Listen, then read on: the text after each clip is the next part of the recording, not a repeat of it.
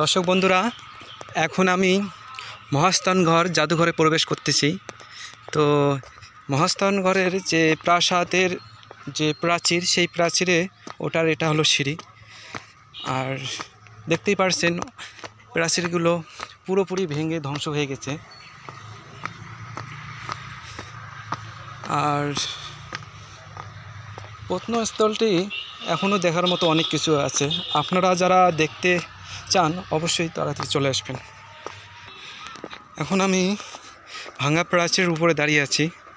আর প্রাচীরগুলো দেখতেই পারছেন কতটা মজবুত করে এবং কতটা প্রসারিত করে বানানো হয়েছে। আর প্রাচীর উপর থেকে নিচের দিকটা দেখুন কত নিচে আছে।